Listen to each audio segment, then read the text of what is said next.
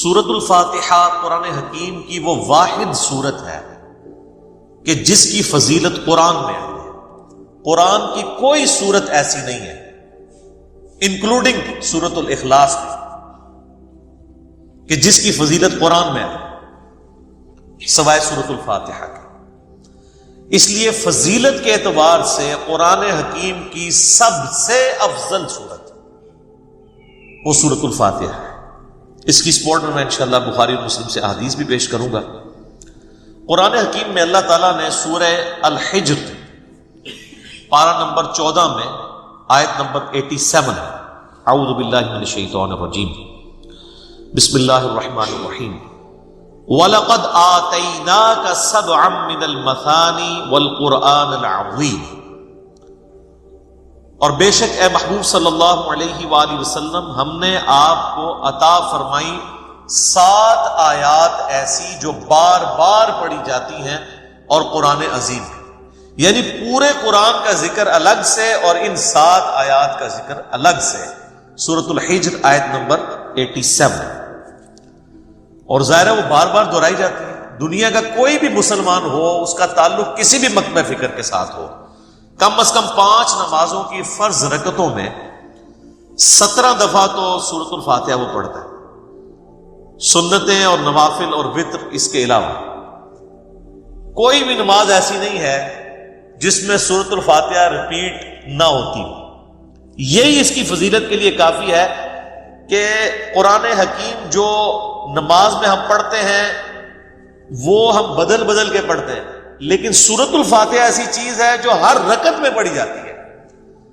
حتیٰ کہ صحیح بخاری اور صحیح مسلم کی متفق علیہ حدیث ہے کہ اللہ کے محبوب صلی اللہ علیہ وآلہ وسلم نے فرمایا لا صلاۃ لمن لم یقرأ بفاتحۃ الکتاب، جو نماز میں سورہ فاتحہ نہیں پڑھتا اس کی نماز ہی نہیں ہوتی۔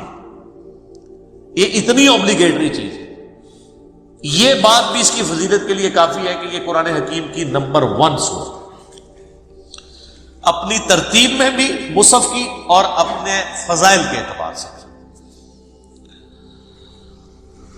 قرآن حکیم کی یہ سب سے عظمت والی سورت ہے۔ اس کی سپورٹ میں صحیح بخاری میں ایک بڑی مشہور حدیث ہے کہ سیدنا ابو سعید ابن معلہ رضی اللہ تعالی عنہ کہتے ہیں کہ میں ایک دفعہ مسجد نبوی میں نماز پڑھ رہا تھا تو اللہ کے محبوب صلی اللہ علیہ وآلہ وسلم نے مجھے آواز دی، تو میں چونکہ نماز میں مشغول تھا میں نے جانے میں تاخیر کر دی۔ تھوڑی دیر بعد میں پہنچا تو آپ صلی اللہ علیہ وآلہ وسلم نے فرمایا کہ میں نے تمہیں آواز دی تھی، تم کیوں نہیں آئے؟ تو انہوں نے کہا کہ میں نماز پڑھ رہا تھا۔ تو آپ صلی اللہ علیہ وآلہ وسلم نے فرمایا کیا تم نے اللہ کا یہ حکم نہیں سنا؟ سورۃ الانفال کی آیت آپ نے پڑھی، استجیبوا للہ والرسول اذا دعاکم، جب اللہ اور اس کا رسول تمہیں پکاریں فوراً ان کی آواز پہ لبیک کہو۔ اس کائنات میں ایک ہی ہستی ایسی ہے مخلوقات میں کہ جو اگر عین نماز کی حالت میں بھی کسی کو بلائیں تو نماز توڑ کر نہیں، نماز چھوڑ کر اسی حالت میں ان کی خدمت میں حاضر ہونا یہ فرض ہے، سورۃ الانفال کی اس آیت کے تحت اور بخاری کی اس حدیث کے تحت۔ اور وہ امام اعظم محمد رسول اللہ صلی اللہ علیہ وآلہ وسلم کی مبارک ذات ہے۔ نماز توڑ کر نہیں، کیونکہ نبی علیہ السلام کی طرف جانا اللہ کے ایک حکم سے دوسرے حکم کی طرف جانا ہے۔ وہ جہاں پہ نماز اس نے چھوڑی ہوگی، اگر 1 رکعت پڑھی ہے، 2 پڑھی ہے، 3 پڑھی ہے، تو آ کر وہیں سے اپنی نماز شروع کرے گا، اس کی نماز ٹوٹے گی نہیں۔ اس پہ اجماع امت ہے۔ بہرحال یہ جو ہمارے واعظین آئے دن کہانیاں کراتے رہتے ہیں کہ جی ماں آواز دے دے، باپ آواز دے دے، نماز توڑ دو، اس طرح کی کوئی حدیث نہیں ہے۔ البتہ یہ ضرور ہے کہ اگر زندگی موت کی کشمکش بن جائے، کوئی ایمرجنسی ہو جائے، تو آپ پھر نماز توڑ سکتے ہیں،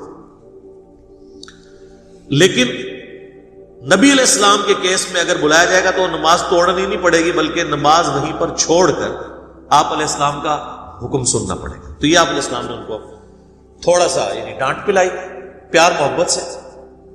پھر آپ نے اس صحابی کا ہاتھ اپنے ہاتھوں میں پکڑا اور پھر فرمایا کہ میں اس مسجد سے باہر نکلنے سے پہلے تمہیں قرآن حکیم کی سب سے عظیم سورت سکھاؤں گا۔ آپ علیہ السلام کی عادت تھی کہ آپ اگر کسی کو تھوڑا سا بھی سختی سے پیش آتے تھے تو پھر اس کے ساتھ دل جوئی بھی فرماتے تھے. آپ ہاتھ پکڑے اور فرمایا کہ میں تمہیں نا ایک تحفہ دوں گا.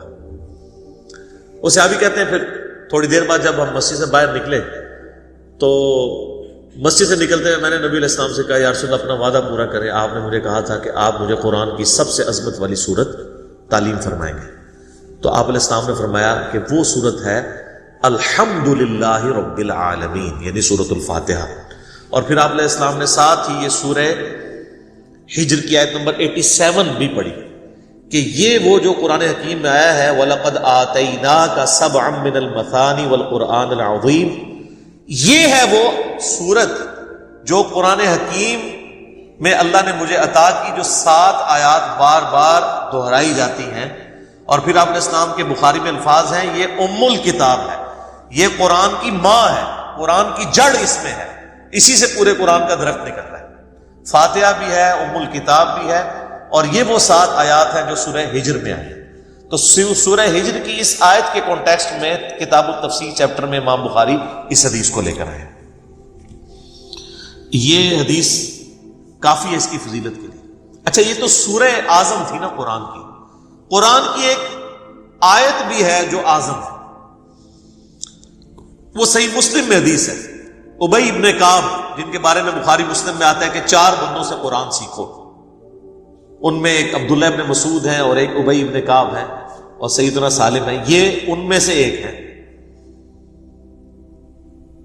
تو ابی ابن کعب کہتے ہیں کہ نبی علیہ السلام نے مجھ سے ایک دن پوچھا کہ جانتے ہو کہ قرآن کی سب سے اعظم آیت کون سی تھی؟ تو انہوں نے کہا یا رسول اللہ صلی اللہ علیہ وآلہ وسلم، میرے اندازے کے مطابق قرآن حکیم کی سب سے عظیم آیت اللہ لا الہ الا هو الحی القیوم، آیت الکرسی، سورہ بقرہ کی آیت نمبر 255 ہے. تو آپ علیہ السلام نے اپنا ہاتھ ان کے سینے پہ مارا محبت کے ساتھ اور فرمایا ابو منذر تمہیں یہ علم مبارک ہے. یعنی نبی علیہ السلام نے ان کے علم کے اوپر ان کی تحسین فرمائی کہ تمہیں میرے بتائے بغیر تم نے صحیح اندازہ لگایا کہ قرآن حکیم کی سب سے اعظم سورت جو آیت ہے وہ آیت الکرسی. بخاری سے پتہ چلا کہ سب سے اعظم سورت سورۃ الفاتحہ ہے. مسلم شریف سے پتہ چلا سب سے اعظم آیت الکرسی ہے. تو اس سے یہ بات بھی کلیئر ہوگی کہ جو لوگ کہتے ہیں نا وہ احادیث میں ہے سواد اعظم، وہ سب سے بڑا گروہ جو ہے اس کو پکڑ لینا، اور وہ سب سے بڑا گروہ ہر ملک میں ڈیفرنٹ ہوتا ہے. یعنی آپ بنگلہ دیش میں جائیں گے تو وہاں سب سے بڑا گروہ دیوبندی ہے، پاکستان میں سب سے بڑا گروہ بریلوی ہے، سعودیہ میں چلے جائیں گے اہل حدیث بڑا گروہ ہے، ایران میں چلے جائیں گے شیعہ بڑا گروہ ہے. تو وہاں اعظم سے مراد تعداد میں بڑا نہیں ہے، عظمت میں بڑا. ورنہ سورۃ الفاتحہ کی تو 7 آیات ہیں اور سورہ بقرہ کی 286، تو وہ ہونی چاہیے تھی سورہ اعظم. اور آیت الکرسی سے بھی لمبی ایک آیت جو ہے وہ آیت دین جو ہے سورہ بقرہ کے اندر موجود ہے. تو یہ عظمت کا ذکر. اچھا میرے بھائیو، صحیح مسلم میں ایک اور حدیث ہے، ابن عباس رضی اللہ تعالیٰ عنہما کہتے ہیں کہ نبی علیہ السلام کے پاس ایک دفعہ جبرائیل علیہ السلام بیٹھے ہوئے تھے. ہزار صحابہ نے نہیں دیکھا، آپ علیہ السلام نے بتایا. تو اچانک ایک آواز ان کو زوردار سنائی دی. یہ صحیح مسلم کی حدیث ہے. تو حضرت جبرائیل علیہ السلام نے نگاہ اٹھا کے اوپر دیکھا اور کہا یا رسول اللہ، آج آسمان کا ایک ایسا دروازہ کھلا ہے جو آج سے پہلے کبھی نہیں کھلا تھا، اور اس دروازے سے ایک فرشتہ زمین پر اترا ہے. اتنے میں وہ فرشتہ حاضر ہوا نبی اسلام کی خدمت میں. تو حضرت جبرائیل نے کہا کہ یا رسول اللہ، یہ وہ فرشتہ ہے، یہ آج سے پہلے دنیا میں کبھی نہیں آیا تھا، اور وہ دروازہ بھی آج سے پہلے کبھی نہیں کھلا تھا، اور یہ فرشتہ آپ کو سلام عرض کر رہا ہے، اور اللہ کا یہ پیغام لے کر آیا ہے کہ آپ کو بشارت ہو 2 ایسے نوروں کی جو آپ سے پہلے کسی پیغمبر کو نہیں دیے گئے. ان میں سے پہلی چیز سورۃ الفاتحہ ہے، اور دوسری چیز سورہ البقرہ کی آخری 2 آیات آمن الرسول بما انزل الیہ من ربہ والمؤمنون. تو سورۃ الفاتحہ وہ نور ہے جو کسی پیغمبر کو نہیں دیا گیا سوائے ہمارے محبوب صلی اللہ علیہ وآلہ وسلم کے۔ اچھا، صحیح بخاری کی جو میں نے حدیث بیان کی کہ سورہ اعظم ہے قرآن کی، اس کے تحت یہ بات تو بالکل کلیئر ہو گئی کہ نبی علیہ السلام نے سورۃ الفاتحہ کو جو تعلیم فرمایا اس کا آغاز کیا الحمدللہ رب العالمین سے۔ تو اس میں واضح اشارہ موجود ہے کہ بسم اللہ الرحمن الرحیم سورہ فاتحہ کا حصہ نہیں ہے، قرآن کا حصہ ہے۔ وہ تو ہر سورت کے آغاز میں بسم اللہ ہے سوائے سورہ التوبہ کے، اور سورہ نمل کے اندر آیت بھی ہے انہ من سلیمان و انہ بسم اللہ الرحمن الرحیم۔ لیکن جو سورتوں کے آغاز میں بسم اللہ لکھی جاتی ہے یہ سورت کا حصہ نہیں، قرآن کا حصہ ضرور ہے۔ تو چونکہ نبی علیہ السلام نے اس میں فرمایا الحمدللہ رب العالمین، تو اگر آپ علیہ السلام نے اس سورت کو تعلیم فرمانا ہوتا اس اعتبار سے کہ بسم اللہ اس کا حصہ ہوتی، تو آپ فرماتے کہ وہ سورت ہے بسم اللہ الرحمن الرحیم الحمدللہ رب العالمین۔ تو یہ اس بات کو تقویت دیتی ہے کہ بسم اللہ سورہ فاتحہ کا حصہ نہیں، لیکن نماز میں ہم پڑھتے ہیں، اس کے ساتھ پڑھیں گے، لیکن حصہ نہیں۔ البتہ مسلمانوں میں اہل حدیث مکتبہ فکر اور امام شافعی کے جو مقلدین ہیں ان کا موقف ہے کہ بسم اللہ سورہ فاتحہ کا حصہ ہے۔ اہل تشیع کا بھی یہی موقف ہے۔ اسی لیے آپ اگر شیعہ کے چھپے ہوئے قرآن دیکھیں گے اور اہل حدیثوں کے، اب یہ میرے ہاتھ میں جو قرآن ہے یہ سعودیہ سے چھپا ہوا ہے، یہ اہل حدیث کا ہے، اس میں بھی بسم اللہ الرحمن الرحیم کو پہلی آیت انہوں نے ڈکلیئر کیا ہوا ہے اور الحمدللہ رب العالمین کو دوسری آیت۔ امام حنیفہ رحمہ اللہ تعالی اور کئی ایک ائمہ کا یہ موقف ہے کہ سورہ فاتحہ کا حصہ نہیں ہے بسم اللہ۔ میرے نزدیک امام حنیفہ رحمہ اللہ کا موقف احادیث کی روشنی میں مضبوط ہے، کیونکہ نبی علیہ السلام سورہ فاتحہ کا اعلان کرتے ہوئے اس کو الحمدللہ رب العالمین سے بتا رہے ہیں۔ اس سے بھی بڑھ کر دلیل ایک صحیح مسلم کی حدیث ہے، بڑی رقت انگیز حدیث ہے، اور وہ حدیث قدسی آپ نے اکثر سنی ہوگی۔ سیدنا ابو ہریرہ رضی اللہ تعالیٰ عنہ کہتے ہیں کہ اللہ کے محبوب صلی اللہ علیہ وآلہ وسلم نے فرمایا اس شخص کی نماز ناقص ہے ناقص ہے ناقص ہے جو سورہ فاتحہ نہیں پڑھتا نماز میں۔ تو کچھ تابعین نے عرض کیا کہ ابو ہریرہ جب ہم امام کے پیچھے ہوتے ہیں پھر ہم کیا کریں؟ تو انہوں نے کہا اقرأ بہا فی نفسک، تم پھر اپنے جی میں آہستہ آہستہ پڑھ لیا کرو۔ وہ جز القراء امام بخاری کی کتاب میں آتا ہے کہ وہ آپ نے جب امام سکتے کرتا ہے ان سکتوں کے دوران پڑھنی ہے، امام کے ساتھ نہیں پڑھنی۔ اب یہ الگ سے ایک ٹاپک ہے، میں آج اس کو ڈسکس نہیں کروں گا، میرا یوٹیوب پہ کلپ ہے امام کے پیچھے فاتحہ اور اس کے ساتھ نیو لکھا ہوا ہے، اس میں میں نے موقف بیان کیا ہے۔ اور پھر نبی علیہ السلام نے فرمایا حدیث قدسی، یعنی اللہ کا فرمان بزبان محمد رسول اللہ صلی اللہ علیہ وآلہ وسلم کہ اللہ تعالیٰ فرماتا ہے قسمت الصلاۃ بینی و بین عبدی نصفین۔ اچھا، یہ حدیث شیعہ کے ہاں بھی پائی جاتی ہے جو میں بیان کر رہا ہوں صحیح مسلم کی، کہ میں نے نماز اپنے اور اپنے بندے کے درمیان برابر تقسیم کر لی ہے، نصف میرے لیے ہے اور نصف میرے بندے کے لیے۔ اور نماز کسے کہا؟ سورہ فاتحہ کو، پوری نماز۔ پھر اللہ تعالیٰ نے فرمایا، نبی علیہ السلام فرماتے ہیں کہ جب میرا بندہ کہتا ہے الحمدللہ رب العالمین تو میں کہتا ہوں میرے بندے نے میری حمد بیان کی، میری تعریف کی۔ جب وہ کہتا ہے الرحمن الرحیم تو میں کہتا ہوں میرے بندے نے میری ثنا کی۔ جب وہ کہتا ہے مالک یوم الدین تو میں کہتا ہوں میرے بندے نے میری تمجید بیان کی، میری بزرگی کا اعتراف کر لیا۔ اور جب وہ کہتا ہے ایاک نعبد و ایاک نستعین تو یہ میرے اور میرے بندے کے درمیان کامن عہد اور بانڈ ہے، جو میرے بندے نے مجھ سے مانگا میں نے اسے دیا۔ اور جب میرا بندہ کہتا ہے اہدنا الصراط المستقیم صراط الذین انعمت علیہم غیر المغضوب علیہم ولا الضالین آمین، تو میرے بندے نے جو مجھ سے مانگا اس دعا میں نے اسے عطا کر دیا۔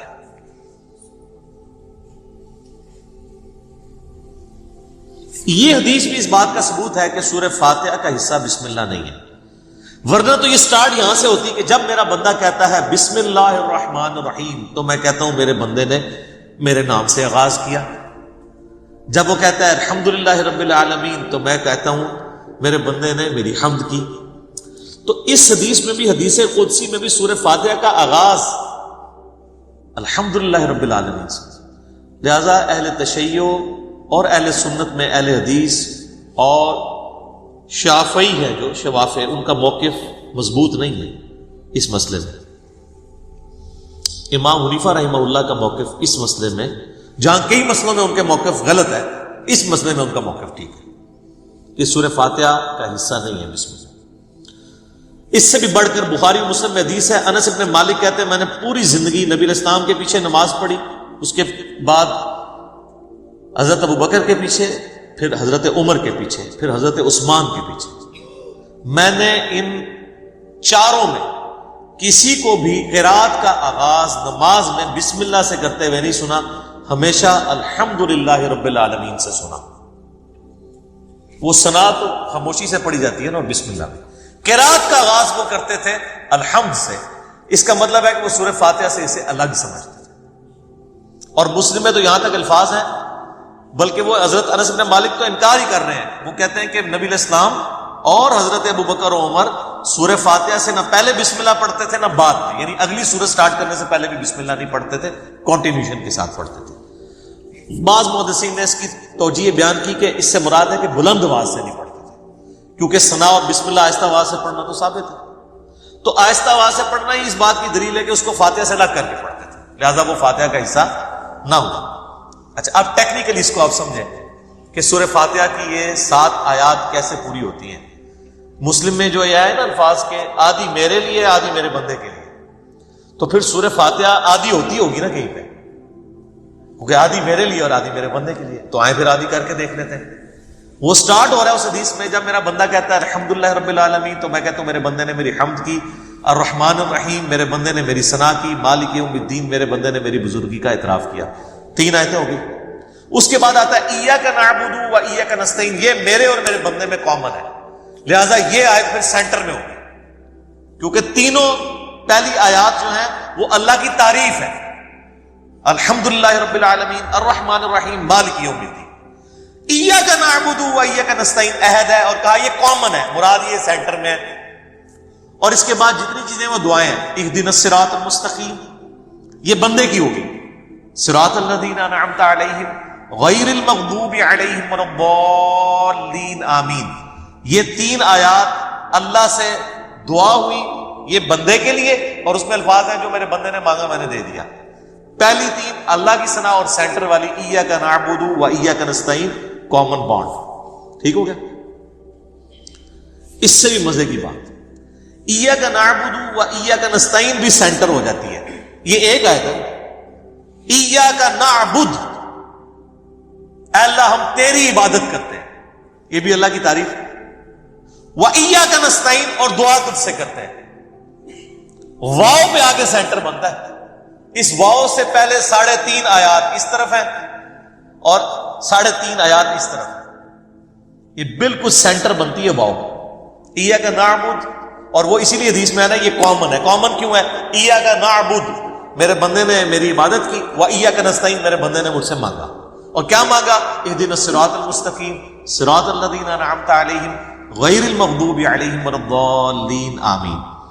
تو یہ اتنی مضبوط دلیل ہے، یہ جتنے دلیل کیا کتنے دلائل میں نے سامنے رکھ دیے ہیں کہ جس کے بعد کوئی گنجائش نہیں رہتی کہ کوئی بندہ ہٹ درمی پہ اور ضد پہ آ جائے.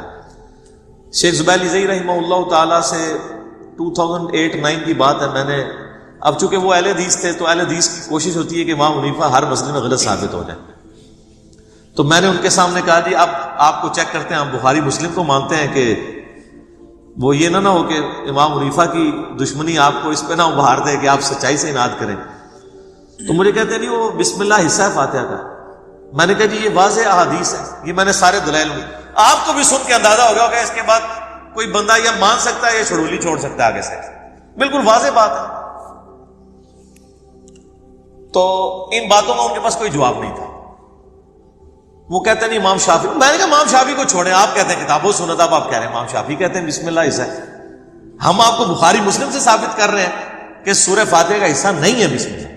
بہرحال نماز میں بھی پڑھیں گے, قرآن میں بھی پڑھا جائے گا, قرآن کا حصہ ہے سورہ فاتحہ سے پہلے پڑھنا, اور نماز میں بھی ہم بسم اللہ پڑھنا سنت ہے, بسم اللہ پڑھ کے ہی سورہ فاتحہ پڑھی جاتی ہے. جب بالکل پہلی دفعہ پڑھی جائے گی پھر تو اعوذ باللہ بھی پڑھا جائے گا, یہ بھی ذہن میں رکھیے گا. پہلی رکعت میں تو اعوذ باللہ سے بھی سٹارٹ کریں گے, باقی رکعتوں میں صرف بسم اللہ سے. کیوں؟ قرآن جب بھی پڑھا جائے گا نا تو اعوذ باللہ سے آغاز ہوگا. ایون آپ نے قرآن پڑھتے پڑھتے تلاوت روک دی, بند کی, کسی سے گپ چپ کی, دوبارہ پڑھیں گے تو اعوذ باللہ سے. اور اس کا حکم جو ہے سورۃ النحل آیت نمبر 98 میں موجود ہے, فَإِذَا قَرَأْتَ الْقُرْآنَ فَاسْتَعِذْ بِاللَّهِ مِنَ الشَّيْطَانِ الرَّجِيمِ, پس تو جب بھی قرآن کی قرات کرنے لگے تو اللہ کی پناہ حاصل کر لیا کر شیطان مردود کے اگینسٹ. کیوں؟ اگر آپ شیطان کے اگینسٹ اللہ کی پناہ نہیں حاصل کریں گے تو قرآن پڑھ کے آپ غلط رزلٹ بھی نکال سکتے ہیں.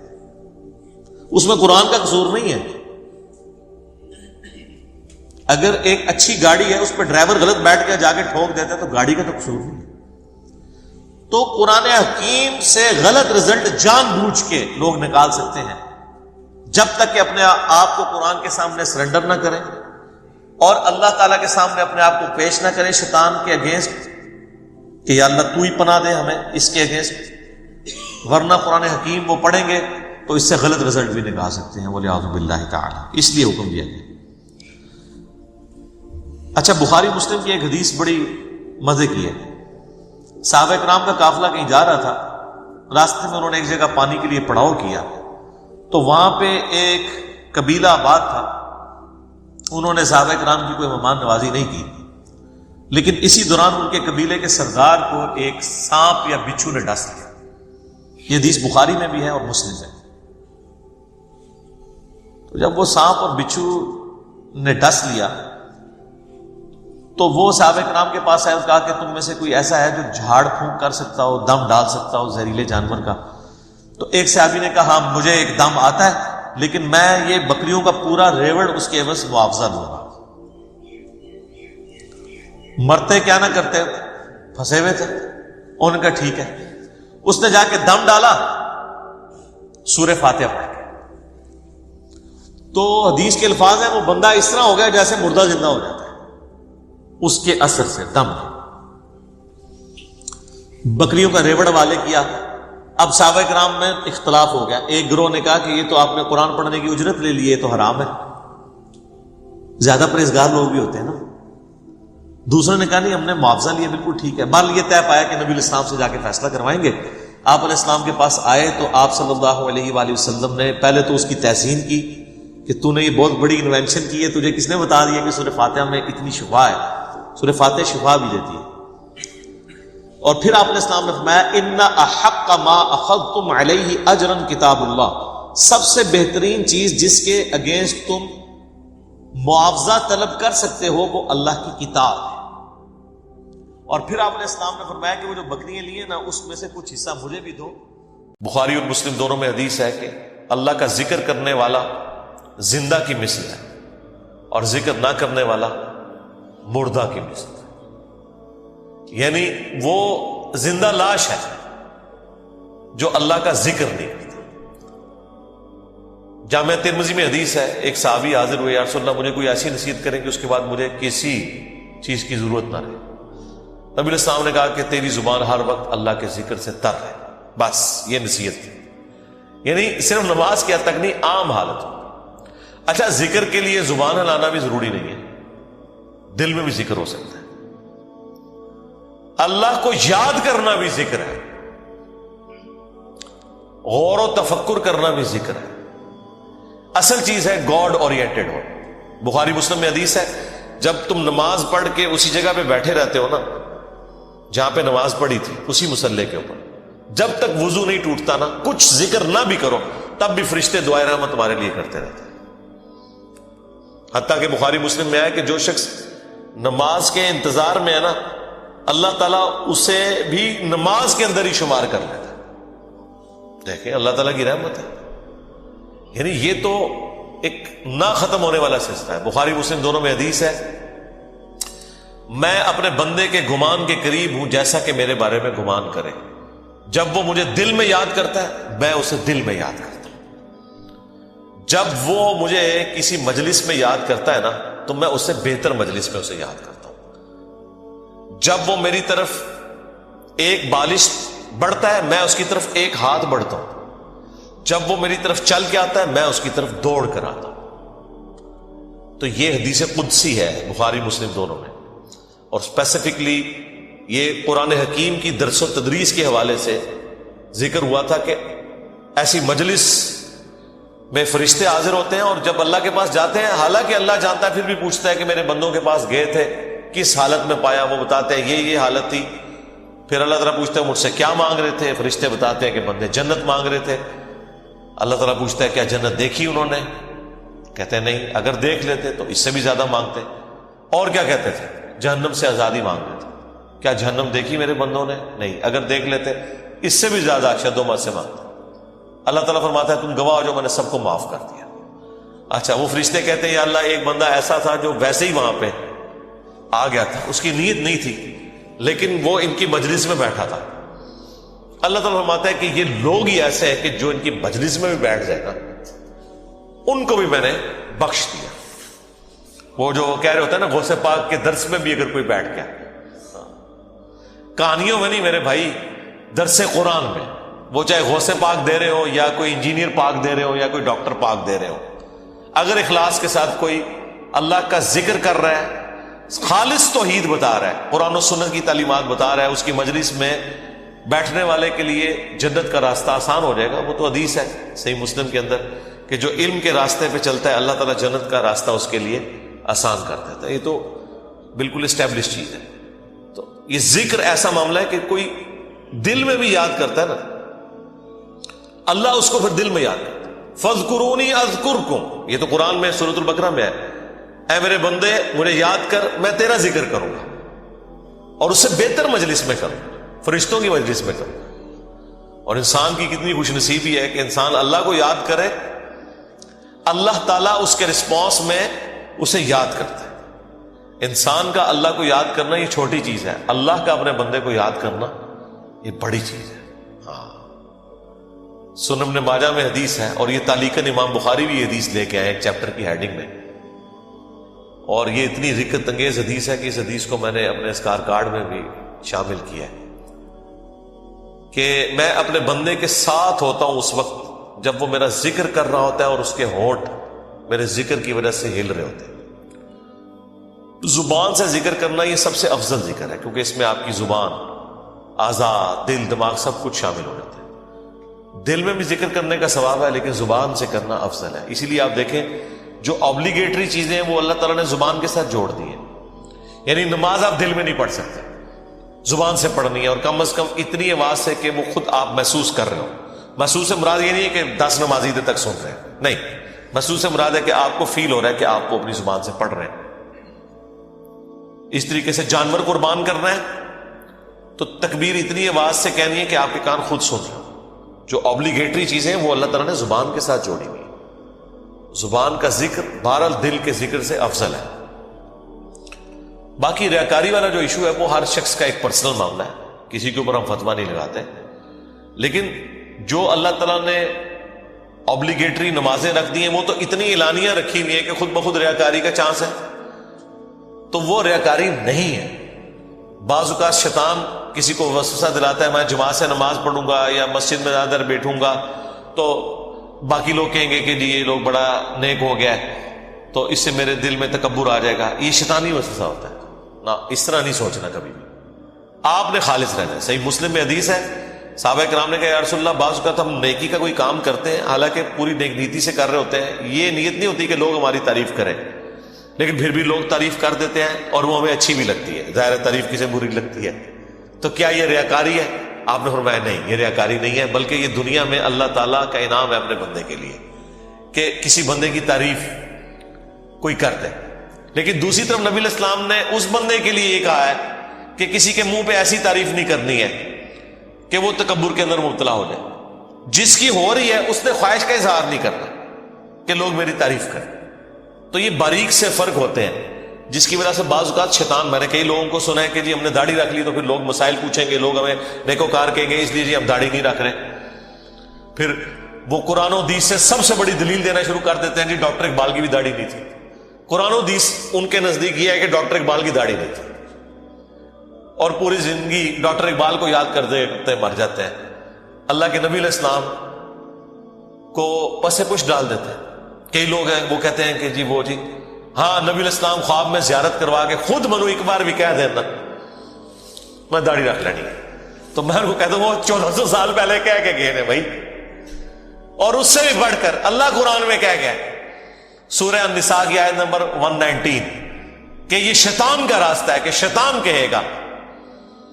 اس نے یہ وعدہ کیا تھا اپنے رب کے ساتھ وَلَآمُرَنَّهُمْ فَلَيُغَيِّرُنَّ خَلْقَ اللَّهِ، اے اللہ میں تیری مخلوق کو ابھاروں گا کہ وہ تیری بنائی ہوئی تخلیق کو بدل دیں گے. تو یہ تخلیق اللہ نے دی تھی مرد کے لیے. اتنی داڑھی رکھنا کہ جسے عرف عام میں داڑھی کہا جائے یہ مرد کے لیے اوبلیگیٹ. تو ہر بندے نے کوئی نہ کوئی اپنے لیے لیم ایکسکیوز رکھا ہوا ہوتا ہے. تو میں ان کو بھی کہتا ہوں بھائی 1400 سال پہلے حکم ہو چکا ہے بھائی، اب کس حکم کا آپ انتظار کر رہے ہیں. تو بعض اوقات شیطان یہ بھی وسوسہ دلاتا ہے کہ جی اگر میں جماعت سے نماز پڑھوں گا تو لوگ کہیں گے یہ بڑا نیکوکار ہے لہٰذا میں گھر میں ہی پڑھ لیتا ہوں. نہیں بھائی، جو فرض چیزیں وہ آپ نے حکم پہ عمل کرنا ہے، اپنی عقل کو اس میں دخل نہیں دینا. اب داڑھی بھی سامنے نظر آ رہی ہے، داڑھی تو ظاہر چہرے پہ رکھی جائے گی نا، پیٹ میں تو صرف بزرگوں کی داڑیاں ہوتی ہیں، ہاں بابوں کی، اور جو کتابوں کے ماننے والے ہیں ان کی داڑھی تو باہر ہوتی ہے، وہ تو سامنے رکھنی ہوگی. اسی طریقے سے نماز بھی لوگوں کے سامنے ہی پڑھنی پڑے گی جماعت سے. یہ تو ہو ہی نہیں سکتا کہ آپ کہ میں نے جماعت سے نماز نہیں پڑھنی ہے، گنہگار ہوں گے. یہ مرد کے لیے میں کہہ رہا ہوں، عورت تو ظاہر ہے اس کے لیے تو حکم ڈفرینٹ ہے. تو یہ چیزیں اللہ تعالیٰ نے اپنی یاد کے لیے دیکھیں کتنے الارمز فٹ کیے ہوئے ہیں، ہمیں کتنے سگنل پورے دن میں ملتے ہیں. انسان اللہ تعالیٰ سے اپنے آپ کو بے نیاز کر ہی نہیں سکتا. میں ایک ہسٹری چینل کے اوپر یا نیشنل جغرافک پہ ایک ڈاکومنٹری دیکھ رہا تھا.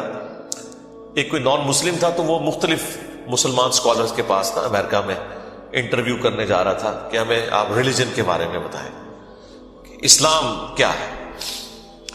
تو وہ امریکہ میں ایک شیعہ عالم تھے، ینگ تھے. اس سے جب اس نے سوال کیا نا کہ اسلام کیا ہے تو اس نے کہا اسلام خدا کے گرد سینٹرڈ ہے، بس کہ ہر وقت خدا آپ کے سامنے ہونا چاہیے. یہ اسلام کی بیسک ڈیفینیشن ہے. واقعی اس طرح یہی بات ہے. اسلام کیا ہے؟ ٹو سبمٹ یور ول، اللہ کے سامنے سر تسلیم خم کرنا. اچھا اب یہ بات مجھے بھی پتا، لیکن جب میں نے اس بندے کے منہ سے یہ بات سنی نا، پھر میں نے غور کرنا شروع کیا. اس نے کہا کہ ہر وقت اللہ آپ کے سامنے ہونا چاہیے. تو پھر میں نے سوچا واقعی یار اسلام تو ہے ہی سینٹرڈ اراؤنڈ گاڈ ہے. صبح سے لے کر شام تک ہر چیز خدا کے گرد گھومتی ہے. صبح اٹھ کے آپ پہلا جملہ کیا بولتے ہیں؟ الحمدللہ الذی احیانا بعد ما اماتنا والیہ النشور. تمام تعریفیں اس اللہ کے لیے جس نے مرنے کے بعد مجھے دوبارہ سے زندہ کر لیا اور میں نے لوٹ کے اسی کی طرف جانا ہے. آخرت کا ذکر بھی ساتھ ہی ہے. یہ تلوار جو ہے نا یہ ہر وقت لٹکی رہے گی. آپ دیکھیں دنیا میں جتنی دعائیں ہو رہی ہوتی ہیں نا، آخرت کا موت کا ذکر ساتھ پیرلل میں آ رہا ہوتا ہے کہ تیاری سٹارٹ ہی صبح کیا ہو رہا ہے، اے اللہ موت کے بعد زندگی دی ہے اور پھر میں نے مار کے تیرے پاس ہی آنا ہے جو آخری موت ہے جس کے بعد میں نے اٹھنا بھی کوئی نہیں، پھر قیامت میں ہی اٹھنا ہے. یہ سٹارٹ ہو رہا ہے. نماز پڑھیں گے وہ تو ذکر کی اعلیٰ ترین چیز، واقعی میں صلاۃ لذکری، میری یاد کے لیے نماز کو قائم رکھنا. اور نماز کے بعد بھی اذکار، نماز کے اندر بھی اذکار. مسجد میں جانے کی دعا وہ بھی گاڈ اورینٹڈ، مسجد سے نکلنے کی دعا، ٹوائلٹ گئے ہیں تو اس میں جانے کی دعا، اس سے نکلنے کی دعا.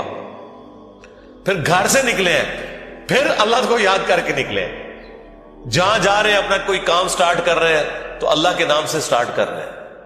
اور ساتھ یہ ٹینشن لگی ہوئی ہے کہ فجر تو پڑھ لی ہے، اب زور کا وقت اتنے بجے ہے. اپنے آپ شیڈیول کو سیٹ کرتے ہیں تاکہ میں جماعت سے نماز پڑھ سکوں. تو بس جو یہ شیڈیول طے کر رہا ہے نا وہ بھائی فجر سے لے کے زور تک نماز کی حالت میں ہے، کیونکہ وہ نماز کے انتظار میں بیٹھا ہے. نماز کے انتظار میں بیٹھنے کے لیے مسجد میں بیٹھنا ضروری نہیں ہے. کوئی اپنے آفس میں بھی بیٹھا ہے نا اس انتظار میں کہ میں نے نماز کے لیے جانا ہے، وہ نماز کے انتظار میں بیٹھا ہوا ہے. پھر نماز کا وقت آ جاتا ہے، پھر بازار میں جانے کی دعا، سواری پہ بیٹھے ہیں تو اس پہ دعا. وہ ساری دعائیں ذرا آپ پڑھیں، کوئی بزرگ بابا آپ کو ان دعاؤں میں نظر نہیں آئے گا. خدا سے شروع ہو کے خدا بھی ختم. یہ کائنات سینٹرڈ اراؤنڈ گاڈ ہے. ہماری زندگی کا مقصد خدا کی پہچان ہے. انبیاء کے دنیا میں آنے کا مقصد خدا کی پہچان ہے. ہر چیز خدا کے گرد گھومتی ہے. یہ اصل میں اللہ کو مطلوب انسان ہے جو سینٹرڈ اراؤنڈ گاڈ. تو آپ اس کے ذرا ٹیسٹ کو فیل کریں. الذین آمنوا، جو لوگ ایمان لائے، وتطمئن قلوبہم بذکر اللہ، اور مطمئن ہوتے ہیں ان کے دل اللہ ہی کی یاد سے. الا بذکر اللہ تطمئن القلوب، آگاہ ہو جاؤ کہ دلوں کا سکون ہے ہی اللہ کی یاد میں. یہ اللہ تعالیٰ نے سکون رکھے اس کے اندر. سکون سے مراد یہ نہیں ہے کہ دنیا میں آپ کو کوئی پریشانی نہیں آئے گی. اگر یہ مطلب ہو تو انبیاء کرام نے تو سب سے زیادہ بے سکونی دیکھی. ہر آزمائش اللہ تعالیٰ نے ان کے اوپر ڈالی ہے اور وہ ثابت قدم رہے. مراد یہ کہ اگر کوئی آزمائش آئے گی تو وہ برداشت کرنا آسان ہو جائے گی. پھر دنیا حسنہ کیا ہے کہ دنیا میں اگر تکلیف بھی آئے تو صبر آ جائے گا کہ اللہ کی مرضی. انا للہ و انا الیہ راجعون. دیکھیں تکلیف میں بھی آپ کو یہ دعا سکھا دی گئی. ادھر بھی موت ہے. اے اللہ ہم تیری طرف سے آئے تھے، ہم نے بھی تیرے پاس ہی آ جانا ہے واپس. تو یہ تکلیف جو آئی ہے نا، یہ بھی تو ایک نہ ایک دن ختم ہو جانی ہے. بڑی سے بڑی تکلیف بھی اس دن تو ختم ہو جانی ہے جس دن انسان کو موت آنی ہے. بیمار تھا تو جب بندہ ہی ختم ہو گیا تو بیماری بھی ختم ہو گئی. تو دیکھیں ہر جگہ گاڈ اورینٹڈ، اللہ کی طرف متوجہ رہنا. تو اس کے لیے اللہ تعالیٰ نے آپ کو پورا جو شیڈیول دیا ہوا ہے. ابھی تو یار ان لوگوں نے ہماری نمازوں کے مزے خراب کر دیے ہیں. کاش آپ کے اوپر وہ دریچہ کھل جائے جو ایک بند دریچہ ہے. وہ سال میں ایک دفعہ کھلتا ہے قیام اللیل کی شکل میں. لیکن اگر آپ امیجن کریں کہ دنیا میں جتنی بھی مساجد ہیں ان کے اندر جہری نمازوں میں قرآن الف لام میم سے شروع ہو کے یا سورہ فاتحہ سے شروع ہو کے والناس تک پورا سال چلے، ایک ایک رکوع، ایٹ لیسٹ ایک ایک رکوع، کتنا ٹائم لگ جائے گا؟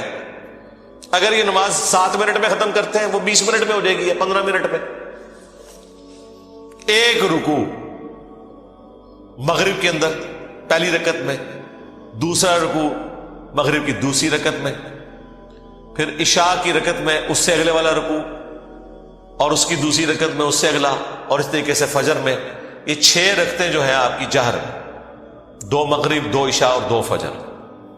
ان میں قرآن پورے سرکل میں چلتا رہے. آپ کو عربی آتی ہے نہیں آتی اس سے کوئی فرق نہیں پڑتا. آپ کا اسمارٹ فون آپ کے ہاتھ میں ہو اور ترجمے والا قرآن آپ نے اس پہ کھولا ہوا ہو.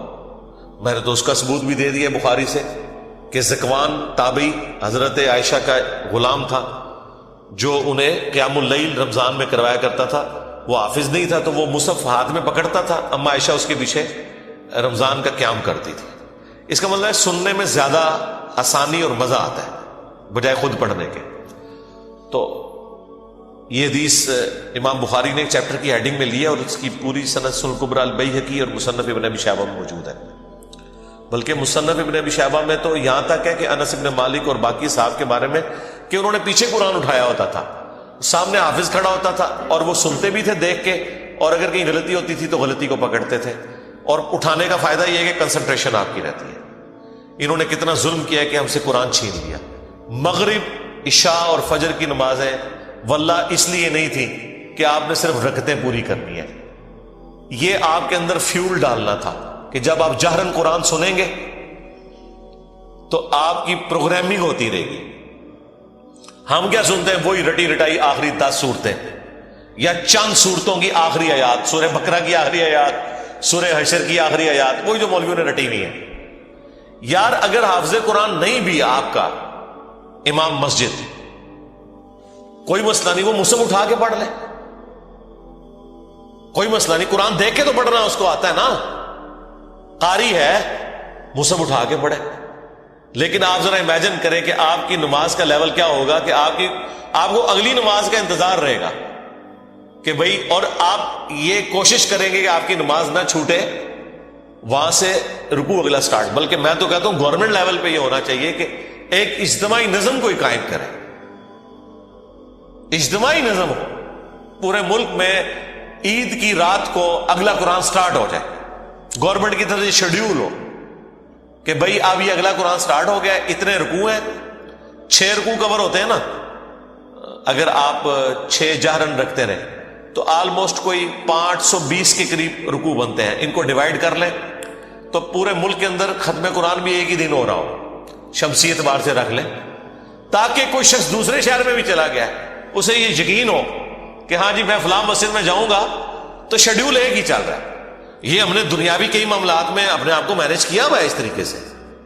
دیکھ لیں KFC آپ امریکہ سے کھائیں، آپ سعودیہ سے کھائیں، آپ جیل میں بیٹھ کے کھائیں، آپ کی آنکھوں میں پٹی بندھی ہوئی ہو، آپ کھا کے بتا دیں گے کہ آپ KFC کا چکن کھا رہے ہیں، اس سے قطع نظر کہ آپ دنیا میں کہاں بیٹھے ہوئے ہیں۔ 66,000 آؤٹ لیٹس ہیں ان کی دنیا میں، یہ بھی پرانا فگر ہے، اب تو پتہ نہیں اس سے زیادہ ہی نہ ہوگی ہوں، ایک ذائقہ دیا نا پوری دنیا کے اندر انہوں نے۔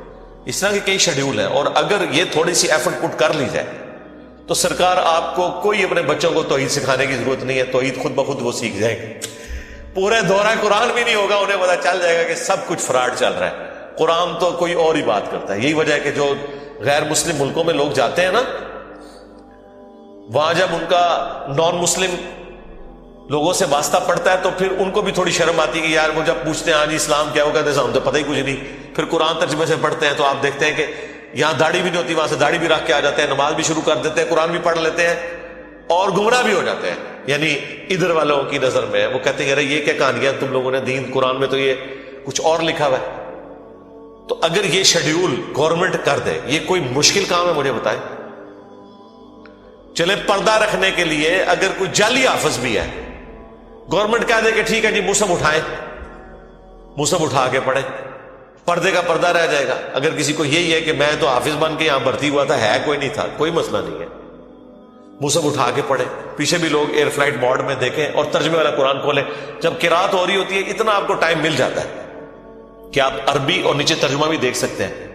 ویسے آپ اگر کوشش کریں نا کہ میں 6 رکوع روز کے ایک جگہ بیٹھ کے ترجمے سے پڑھوں، پھر پڑھ بیٹھے تو صحیح، کوئی نہ کوئی کام آپ کے آڑے آ جائے گا، کوئی نہ کوئی مصروفیت آڑے آ جائے گی۔ اسی لیے اللہ تعالیٰ نے اس کو نماز کا حصہ بنایا ہے۔ یہ لوگ پوچھتے ہیں کہ جی جہرن نمازیں کیوں ہیں، لو سن لو پھر اس واسطے کہ جہرن کہ قرآن کے ذریعے پروگرامنگ آپ کی ہوتی رہے، آپ قرآن سنتے رہے۔ اور ابھی تو میں آپ کو یہ بتا ہی نہیں رہا کہ نبی علیہ السلام کی نماز کتنی لمبی ہوتی تھی، فجر کی ایٹ لیسٹ 40 منٹ کی آپ کی فجر کی نماز ہوتی تھی۔ جی ہاں، میں تو ایک ایک رکوع کی بات کر رہا ہوں، وہاں تو پاؤ یا آدھا پارا پڑھنے کی بات ہے یا پارا پڑھنے کی بات ہے، چلے وہ نہیں ہے، ایک رکوع بھی کسی کی ہدایت کے لیے کافی ہے بھائی۔ 6 رکوع تو کور ہو گئے نا، 6 رکوع کا مطلب ہے کہ ایک پاؤ سے زیادہ اس کا پارا ہو گیا، ہر 4 دن کے اندر ایک پارا ختم ہو جایا کرے گا، ہر 4 دن کے اندر ایک پارا۔ تو اس کا مطلب ہے کہ یہ ایک مہینے کے اندر آلموسٹ کتنے پارے ہو جائیں گے جی؟ 7 پارے، اور 4 مہینے کے اندر آلموسٹ آپ کا ایک قرآن مکمل ہو جایا کرے گا۔ تو 4 مہینے میں اگر قرآن مکمل ہو رہا ہے تو سال میں 3 قرآن تو ویسے ہی ختم ہو جائے گا، چوتھا تراویح میں ہو جائے گا، 4 قرآن آپ کے۔ تو سرکار ایک سال نہیں، ایک دفعہ بھی قرآن سے کوئی گو تھرو ہو گیا، اور پھر اللہ نے کیا اس میں مزہ رکھا ہے کہ اتنی موٹی کتاب ہے کہ بوریت بھی نہیں ہوتی۔ آپ جتنا بھی پڑھ لینا، دوبارہ اس سورت تک پہنچنے کے لیے اتنا وقت گزر چکا ہوتا ہے کہ جب آپ وہ دوبارہ پڑھتے ہیں آپ کو بالکل نئی لگ رہی ہوتی ہے۔ اگر یہ چھوٹی سی کتاب ہوتی ہے تو 2-4 بار پڑھ کے کو بوریت والا معاملہ ہو جاتا، لیکن اللہ تعالیٰ نے یہ چیز بھی رکھی، اتنی موٹی کتاب، اور ایک ایک سورت میں ایسی ملٹی ڈائریکشنل چیزیں رکھ دی ہیں، واقعات علیحدہ سے رکھ دیے، حکمت کی باتیں الگ سے رکھ دی، آخرت کا ذکر علیحدہ سے رکھ دیا، ہر اعتبار سے اس میں ٹیسٹ رکھا۔ تو یہ قرآن ہماری زندگی میں آ سکتا تھا، اور یہ ویڈیو تو میں نے بہت پہلے ریکارڈ کی ہے کہ قرآن کو اپنی زندگی میں کیسے لایا جائے۔ میرے نزدیک تو اس کے علاوہ کوئی چارہ نہیں۔ یاد رکھیں، جو چیز آپ اپنی روٹین میں لانا چاہتے ہیں نا کہ آپ اسے روزانہ کریں، تو پھر آپ اسے زندگی کی اس چیز کے ساتھ جوڑ دیں جس کے اوپر آپ کی 0 ٹالرنس ہے، تو وہ آپ کی زندگی کا حصہ بن جائے گی۔ مثلا بڑے لوگ پوچھتے ہیں جی بڑی کوشش کی تھی، 1 مہینے تک واک کرتے رہے فجر کے بعد، بس پھر بعد میں نہیں واک ہو سکی جی، ٹائم ہی نہیں ملتا۔ تو میں ان کو کہتا ہوں آپ اس کو اپنی روٹین میں جوڑیں۔ روٹین آپ کی کیا ہے؟ نماز مسجد میں جا کے پڑھتے ہو؟ ہاں جی، بس موٹر سائیکل نہیں اب لے کے جانا، پیدل جانا ہے مسجد میں، فجر کی نماز کے لیے بھی پیدل جانا ہے، اپنی روٹین میں آپ جانا ہی جانا ہے۔ اگر مسجد 15 منٹ کی مسافت کے اوپر ہے، چاہتے نہ چاہتے 15 منٹ کی آپ کی واک ہو جائے گی، اور اس کو آپ کو یاد کر کے نہیں کرنا پڑے گا، سوائے اس کے کہ آپ نے جانا ہے تو آپ نے پیدل جانا ہے۔ یا عشاء کے وقت آپ ٹائم رکھنا چاہتے ہیں تو اپنی واک کا ٹائم وہ رکھ لیں، اور 5 نمازیں پیدل جا کے پڑھیں، تو آپ ذرا کیلکولیٹ کریں ہر نماز کے ساتھ جانے اور آنے میں آپ کی واک اٹیچ ہو جائے گی، کیونکہ آپ نے روٹین کا حصہ بنا لیا ہے۔ جو انسان کو اسپیشل کام کرنا پڑتا ہے نا، اس میں انسان کو تردد ہوتا ہے، لیکن جو انسان اپنی روٹین میں شامل کر لیتا ہے، بس یہ قرآن بھی میں کہتا ہوں آپ اپنی روٹین میں شامل کریں، اور اس کو شامل کرنے کا طریقہ یہی ہے کہ فرض نمازوں میں امام مسجد کی منت مارنی پڑے، کوئی مٹھی گرم کرنی پڑتی ہے اس کی، کریں اسے کہ بھائی یار چل کچھ نہیں تو فجر میں تو شروع کر یار، مغرب عشاء میں نہیں کر سکتا۔ میں آپ کو بتاؤں، ہمارے اسلام آباد میں پنڈی میں ایک مسجد ہے، وہ روٹین کے ساتھ پچھلے کئی سالوں سے ان کی فجر کی نماز میں آلموسٹ 1 پاؤ قرآن کور کرتے ہیں، اور پورا سال ان کا قرآن چلتا رہتا ہے۔ سب کو پتا ہوتا ہے کل یہاں سے شروع ہو رہے ہیں، لوگ پڑھ کے آتے ہیں گھر سے بھی ایک وہ اس کا ٹیسٹ فیل کرتے ہیں۔ تو یہ تو مسلسل آپ کی روٹین میں جب قرآن آئے گا تو یہ وہ ساری گناہ، وہ ساری برائیاں جن کو چھوڑنے کے لیے آپ کو ایک ایفرٹ پٹ کرنی پڑتی ہے، وہ آٹومیٹکلی آپ کی زندگی سے نکلتی چلی جائے گی۔ جس طرح آپ نے دیکھا کہ بعض لوگ ایسے ہوتے ہیں، بڑی ان کی شاہانہ زندگی ہوتی ہے، لیکن کبھی ان کے اوپر کوئی غم کی کیفیت ٹوٹتی ہے، بالکل بھی زندگی میں سادگی آ جاتی ہے، پھر آہستہ آہستہ وہ دنیا سے ریٹائر ہونا شروع ہو جاتے ہیں، ایک غموں کا پہاڑ گرتا ہے، آخرت اورینٹڈ ہو جاتے ہیں آہستہ آہستہ آہستہ آہستہ۔ اگر آپ خدا کے ساتھ اٹیچ ہو جائیں گے، قرآن کے ساتھ اٹیچ ہو جائیں گے، تو ایٹ لیسٹ گناہ کا تو تصور بھی دور کی بات ہے، آپ اس طرف جانے کا سوچیں گے نہیں، کیونکہ ہر وقت یہ آخرت کی یاد دلانے والی چیز آپ کے سر کے اوپر لٹکتی رہے گی۔ قرآن کی تلاوت سے دلوں کا زنگ کیوں دور ہوتا ہے؟ آخرت اورینٹڈ ہوتا ہے تلاوت سے، اس لیے کہ آپ جب قرآن کی تعلیمات کو سمجھیں گے، ظاہر عربیوں کو تو تلاوت ہی کہنا تھا نا، انہوں نے تو ترجمہ نہیں کرنا تھا نا، اور تلاوت کا ایک معنی فالو کرنا بھی ہوتا ہے، ایک ہوتا ہے قرات کرنا اور ایک ہے اس کے پیچھے پیچھے چلنا۔ تو یہ ترجمے والا قرآن اسمارٹ فون نے تو زندگی آسان کر دی ہے۔